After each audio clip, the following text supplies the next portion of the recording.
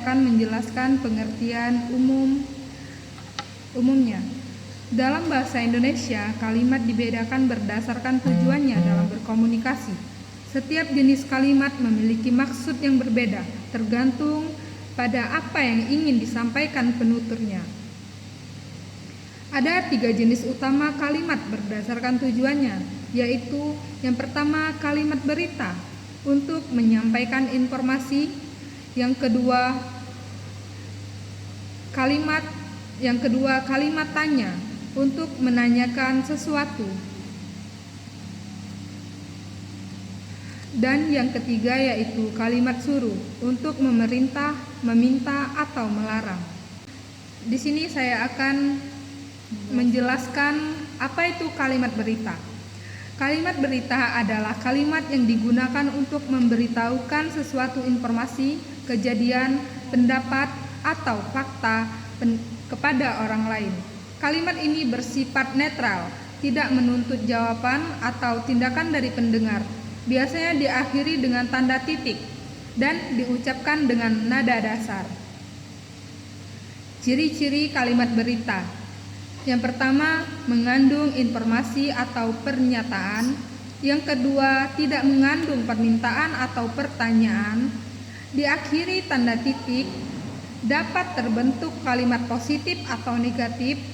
Adapun contohnya yaitu contoh pertama, ayah sedang membaca koran di teras.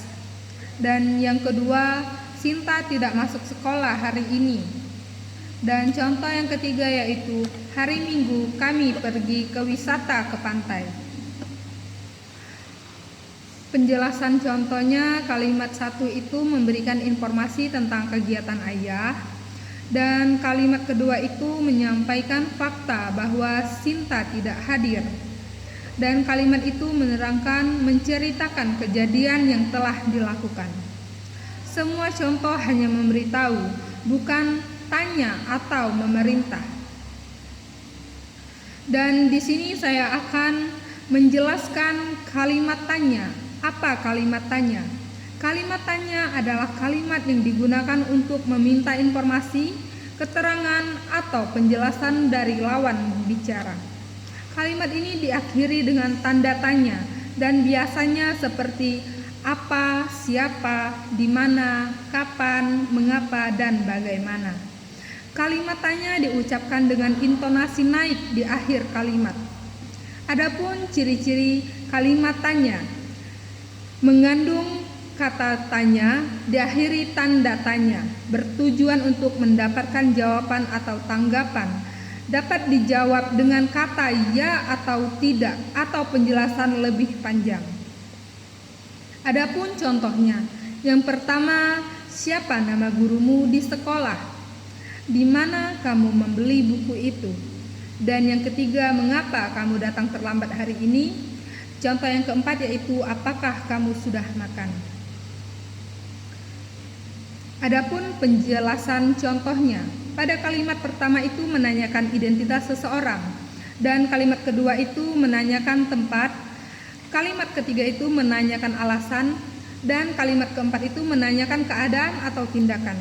Semua kalimat di atas memerlukan jawaban dari lawan berbicara. Di sini saya akan menjelaskan kalimat suruh. Apa sih kalimat suruh itu? Kalimat suruh adalah kalimat yang digunakan untuk memberi perintah, ajakan, permintaan, atau larangan. Tujuannya agar pendengar melakukan atau tidak melakukan sesuatu. Biasanya diakhiri dengan tanda seru atau tanda titik jika nadanya lembut. Ciri-ciri kalimat suruh. Yang pertama, mengandung kata kerja perintah. Diakhiri tanda seru atau tanda titik.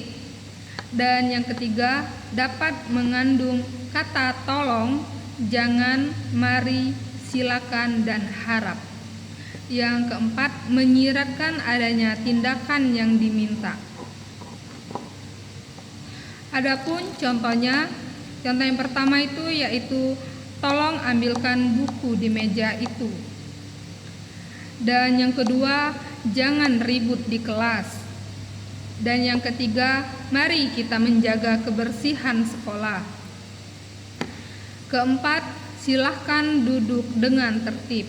Dan yang kelima, harap datang tepat waktu besok pagi.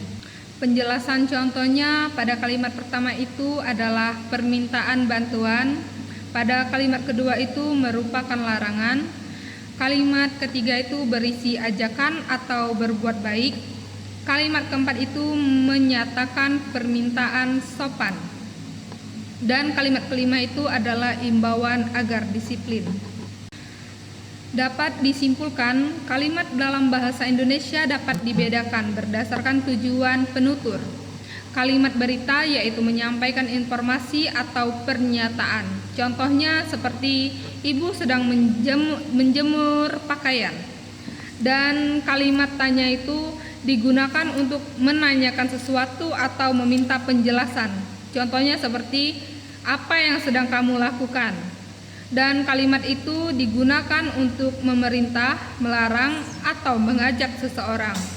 Contohnya, jangan buang sampah sembarangan. Perbedaan utamanya terletak pada tujuan kalimat, tanda baca di akhir kalimat, dan respon yang diharapkan dari pendengar.